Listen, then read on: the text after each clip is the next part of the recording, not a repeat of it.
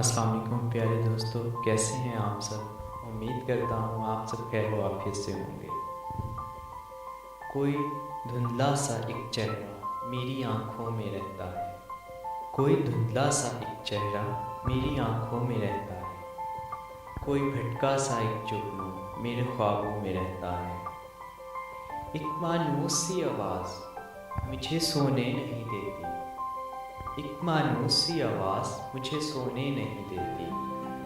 कोई उलझा सा एक जुमला मेरी यादों में रहता है किसके शबनमी आंचल की खुशबू अब तक मुझ में। है किसके शबनमी आंचल की खुशबू अब तक मुझ में। कोई एहसास महका सा मेरी सांसों में रहता है।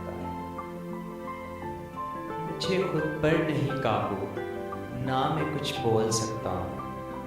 मुझे खुद पर नहीं काबू, ना मैं कुछ बोल सकता हूँ। असर ये किसके लफ्ज़ों का मेरी बातों में रहता है।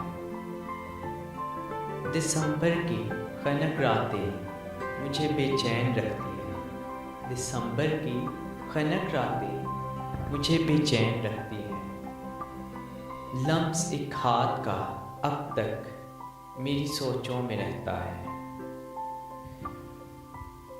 दिल भी मुस्तरिब, एहसास भी, सोचों की उलझन भी है। दिल भी मुस्तरिब, एहसास भी, सोचों की उलझन भी है। किसकी आँख का आंसू अब तक मेरी आँखों में है। किसकी आँख का आंसू अब तक मेरी आँखों में।